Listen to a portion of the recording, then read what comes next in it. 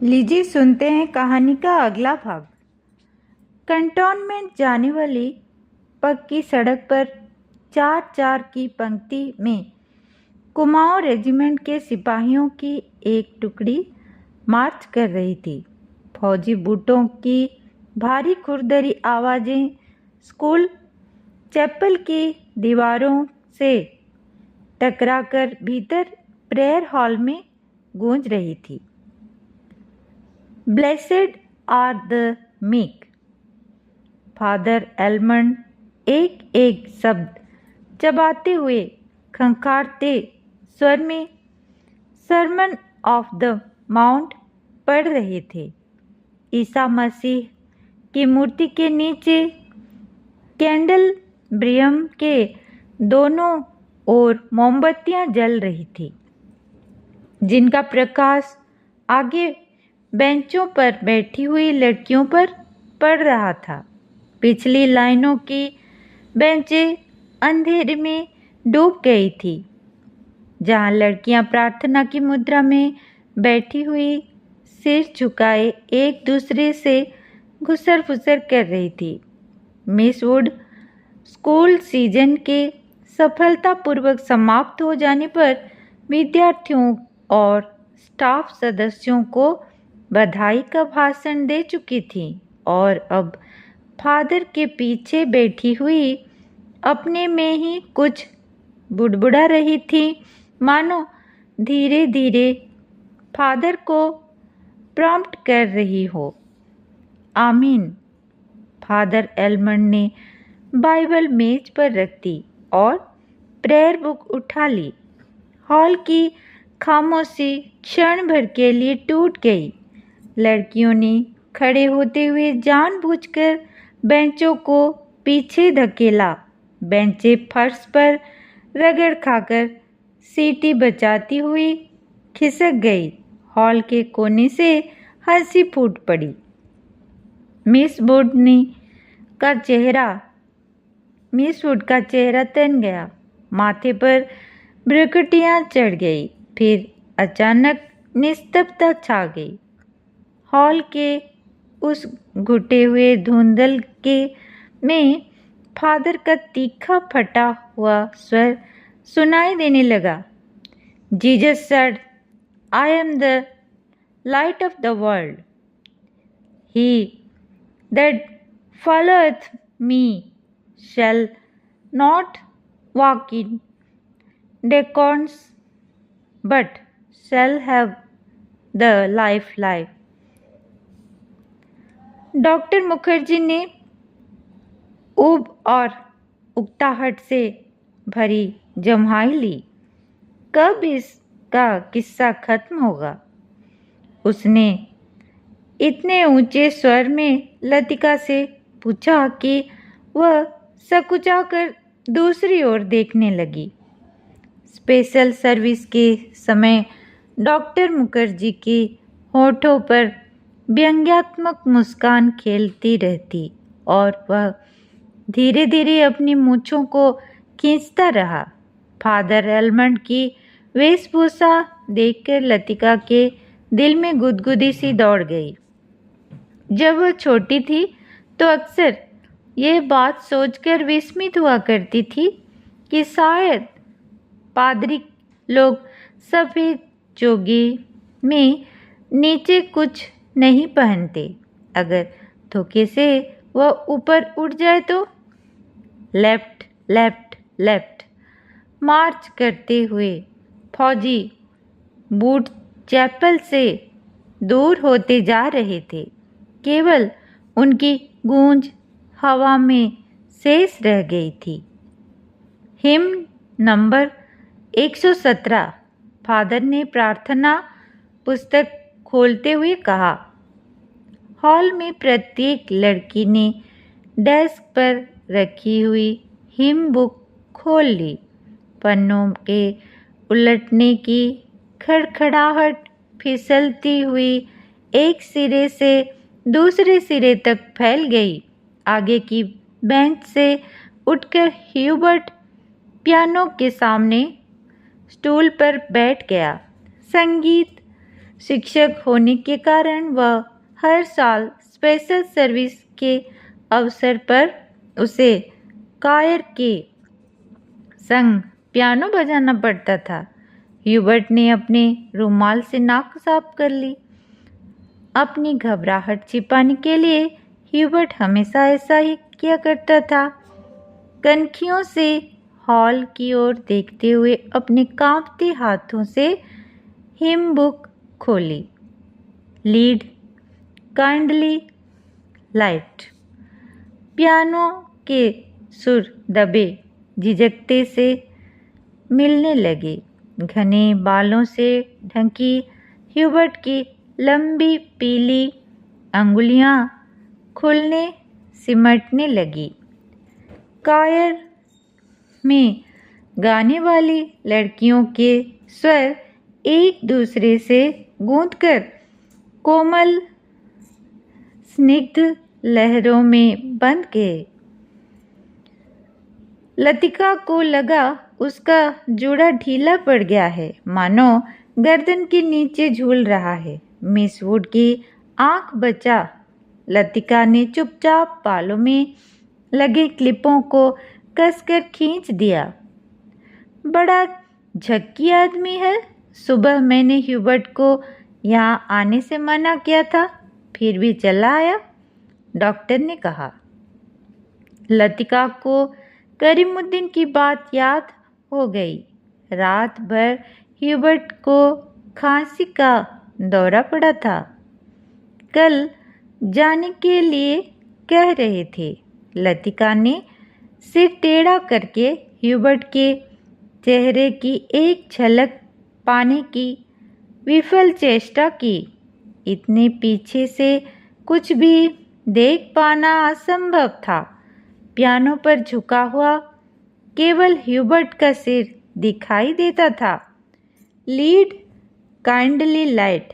संगीत के सुर मानो एक ऊंची पहाड़ी पर चढ़कर हाँफती हुई सांसों को आकाश की आबाद शून्यता में बिखेरते हुए नीचे उतर रहे हैं। बारिश की मुलायम धूप चैपल के लंबे चौकोर शीशों पर झिलमिला रही है, जिसकी एक महीन चमकीली रेखा इस मसीह की प्रतिमा ईसा मसीह की प्रतिमा पर तिरछी होकर गिर रही है। मोमबत्तियों का धुआं धूप में नीली सी लकीर खींचता हुआ हवा में तिरने लगता है। पियानो के क्षणिक पोज में लतिका को पत्तों का परिचित मरमर कहीं दूर अनजानी दिशा में आता हुआ सुनाई दे जाता है। एक क्षण के लिए एक भ्रम हुआ कि चैपल का फीका सा अंधेरा उस छोटे से प्रेयर हॉल के चारों कोनों से सिमटता हुआ उसके आसपास घिर आया है, मानो कोई उसकी आंखों पर पट्टी बांधकर उसे यहाँ तक ले आया हो और अचानक उसकी आंखें खोल दी हो। उसे लगा कि जैसे मोमबत्तियों की धूमिल आलोक में कुछ भी ठोस वास्तविक न रहा हो। चैपल की छत, दीवारें, डेस्क पर रखा हुआ डॉक्टर का सुघड़ सुडौल हाथ और पियानो के सुर अतीत की धुंध को भेदते हुए स्वयं उस धुंध का भाग बनते जा रहे हैं। एक पगली सी स्मृति, एक उद्भ्रांत भावना चैपल के शीशों के परे पहाड़ी सूखी हवा में झुकी हुई विपिंग विलोज की कांपती टहनियाँ, पैरों तले चीड़ के पत्तों की धीमी सी चिर परिचित खड़खड़। वहीं पर गिरीश एक हाथ में मिलिट्री का खाकी हैट लिए खड़ा है, चौड़े उठे हुए सबल कंधे, अपना सिर वहां टिका दो तो जैसे सिमट कर खो जाएगा। चार्ल्स बॉयर यह नाम उसने रखा था। वह झेंप कर हंसने लगा। तुम्हें आर्मी में किसने चुन लिया? मेजर बन गए हो, लेकिन लड़कियों से भी गए बीते हो। तुम मेजर बन गए हो लेकिन लड़कियों से भी गए बीते हो। जरा जरा सी बात पर चेहरा लाल हो जाता है। यह सब वह कहती नहीं, सिर्फ सोचती भर थी। सोचा था कभी कहूँगी, वह कभी कभी नहीं आया। बुरुंस का लाल फूल लाए हो? न झूठे खाकी कमीज के जिस जेब पर बैज चिपके थे उसमें से मुसा हुआ बुरुंस का फूल निकल आया। छी, सारा मुरझा गया। अभी खिला कहाँ है? उसके बालों में गिरीश का हाथ उलझ रहा है। फूल कहीं टिक नहीं पाता। फिर उसे क्लिप के नीचे फंसाकर उसने कहा, देखो। वह मुड़ी और इससे पहले कि वह कुछ कह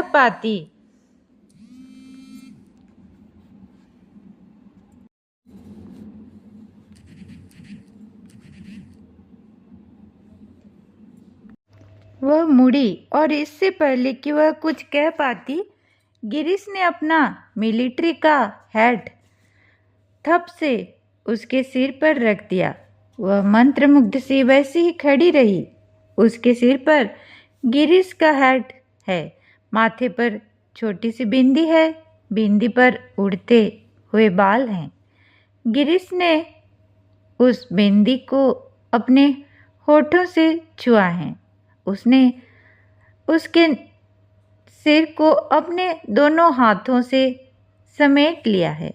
लतिका, गिरीश ने चिढ़ाते हुए कहा, मैंने इंटर ऑफ कुमाऊं, उसका यह नाम गिरीश ने उसे चिढ़ाने के लिए रखा था। वह हंसने लगी। लतिका, सुनो। गिरीश का स्वर कैसा हो गया था? ना, मैं कुछ भी नहीं सुन रही। लतिका, मैं कुछ महीनों में वापस लौट आऊँगा। ना, मैं कुछ भी नहीं सुन रही। किंतु वह सुन रही है। वह नहीं जो गिरीश कह रही है, किंतु वह जो नहीं कहा जा रहा है, जो उसके बाद कभी नहीं कहा गया। Lead kindly light. लड़कियों का स्वर पियानो के सुरों में डूबा हुआ गिर रहा है, उठ रहा है। ह्यूबर्ट ने सिर मोड़कर लतिका को निमिष भर देखा। आंखें मूंदे, ध्यानमग्न, प्रस्तर मूर्ति सी वह स्थिर निश्चल खड़ी थी। क्या यह भाव उसके लिए है? क्या लतिका ने ऐसे क्षणों में उसे अपना साथी बनाया है? ह्यूबर्ट ने एक गहरी सांस ली और उस सांस में ढेर सी थकान उमड़ आई। देखो, मिस वुड कुर्सी पर बैठे बैठे सो रही है। डॉक्टर होठों में ही फुसफुसाया। वह डॉक्टर का पुराना मजाक था कि मिस वुड प्रार्थना करने के बहाने आंखें मूंदे हुए नींद की झपकियां लेती है। फादर एलमंड ने कुर्सी पर फैले अपने गाउन को समेट लिया और प्रेयर बुक बंद करके मिस वुड के कानों में कुछ कहा। पियानो का स्वर क्रमशः मंद पड़ने लगा। ह्यूबर्ट की उंगलियां ढीली पड़ने लगी। सर्विस के समाप्त होने से पूर्व मिस वुड ने ऑर्डर पढ़कर सुनाया। बारिश होने की आशंका से आज के कार्यक्रम में कुछ आवश्यक परिवर्तन करने पड़े थे। पिकनिक के लिए झूला, देवी के मंदिर जाना, संभव नहीं हो सकेगा। इसलिए स्कूल से कुछ दूर मीडोज में ही सब लड़कियां नाश्ते के बाद जमा होंगी। सब लड़कियों को दोपहर का लंच हॉस्टल किचन से ही ले जाना होगा। केवल शाम की चाय मीडोज में बनेंगी। पहाड़ों की बारिश का क्या भरोसा। कुछ देर पहले धुआंधार बादल गरज रहे थे। सारा शहर पानी में भीगा ठिठुर रहा था। तब धूप में नहाता नीला आकाश धुंध की ओट से बाहर निकलता हुआ फैल रहा था। लतिका ने चैपल से बाहर आते हुए देखा। वीपिंग विलोज की भीगी शाखाओं से धूप की चमकती हुई बारिश की बूंदें टपक रही थीं। लड़कियां चैपल से बाहर निकलकर छोटे छोटे गुच्छे बनाकर कॉरिडोर में जमा हो गई हैं। नाश्ते के लिए अभी पौन घंटा पड़ा था और उनमें से अभी कोई भी लड़की हॉस्टल जाने के लिए इच्छुक नहीं थी। छुट्टियां अभी शुरू नहीं हुई थी, किंतु शायद इसलिए वे इन चंद बचे कुचे क्षणों में अनुशासन के भीतर भी मुक्त होने का भरपूर आनंद उठा लेना चाहती थीं। मिस वुड को लड़कियों का यह गुल गपाड़ा अखरा, किंतु फादर एलमंड के सामने वह उन्हें डांट फटकार नहीं सकी। अपनी झुंझलाहट दबाकर वह मुस्कुराते हुए बोली, कल सब चली जाएंगी, सारा स्कूल वीरान हो जाएगा। फादर एलमंड का लंबा ओजपूर्ण चेहरा चप्पल की घुटी हुई गरमाई से लाल हो उठा था। कॉरिडोर के जंगले पर अपनी छड़ी लटकाकर वह बोले, छुट्टियों में पीछे हॉस्टल में कौन रहेगा? पिछले 2-3 सालों से मिस लतिका ही रह रही हैं और डॉक्टर मुखर्जी छुट्टियों में कहीं नहीं जाते। डॉक्टर तो सर्दी गर्मी यहीं रहते हैं। मिस वुड ने विस्मय से फादर की ओर देखा। वह समझ नहीं सकी कि फादर ने डॉक्टर का प्रसंग क्यों छेड़ दिया है। डॉक्टर मुखर्जी छुट्टियों में कहीं नहीं जाते। 2 महीनों की छुट्टियों में बर्मा जाना काफी कठिन है। फादर, मिस वुड हंसने लगी। मिस वुड, पता नहीं आप क्या सोचती हैं, मुझे तो मिस लतिका का हॉस्टल में अकेले रहना कुछ समझ में नहीं आता। लेकिन फादर, मिस वुड ने कहा, यह तो कॉन्वेंट स्कूल का नियम है कि कोई टीचर छुट्टियों में अपने खर्चे पर हॉस्टल में रह सकते हैं। मैं फिलहाल स्कूल के नियमों की बात नहीं कर रहा। मिस लतिका डॉक्टर के संग यहाँ अकेली ही रह जाएंगी और सच पूछिए मिस वुड, डॉक्टर के बारे में मेरी राय कुछ बहुत अच्छी नहीं है। फादर, आप कैसी बात कर रहे हैं? मिस लतिका बच्चा थोड़ी ही है। मिस वुड को ऐसी आशा नहीं थी कि फादर एलमंड अपने दिल में ऐसी दकियानुसी भावना को स्थान देंगे। फादर एलमंड कुछ हतप्रभ से हो गए। वह बात पलटते हुए बोले, मिस वुड, मेरा मतलब यह नहीं था। आप तो जानती है मिस लतिका और उस मिलिट्री अफसर को लेकर एक अच्छा खासा स्कैंडल बन गया था। स्कूल की बदनामी होने में क्या देर लगती है? वह बेचारा तो अब नहीं रहा। मैं उसे जानती थी फादर। ईश्वर उसकी आत्मा को शांति दे। मिस वुड ने धीरे से अपनी दोनों बाहों से क्रॉस किया।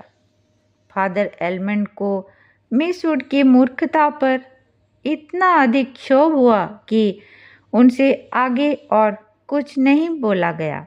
डॉक्टर मुखर्जी से उनकी कभी नहीं पड़ती थी, इसलिए मिस वुड की आंखों में वह डॉक्टर को नीचा दिखाना चाहते थे। किंतु मिस वुड लतिका का रोना ले बैठी। आगे बात बढ़ाना व्यर्थ है।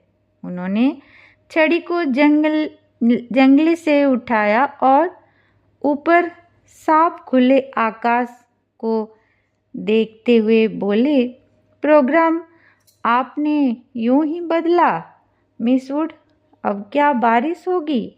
ह्यूबर्ट जब चैपल से बाहर निकला तो उसकी आंखें चकाचौंध सी हो गई। उसे लगा जैसे किसी ने अचानक ढेर सी चमकीली उबलती हुई रोशनी मुट्ठी में भरकर उसकी आंखों में झोंक दी। पियानो के संगीत के सुर रुई के छुई मुई रेशों की भांति अब तक उसके मस्तिष्क की थकी मांदी नसों पर फड़फड़ा रहे थे। वह काफी थक गया था। पियानो बजाने से उसके फेफड़ों पर हमेशा भारी दबाव पड़ता। दिल की धड़कन तेज हो जाती थी।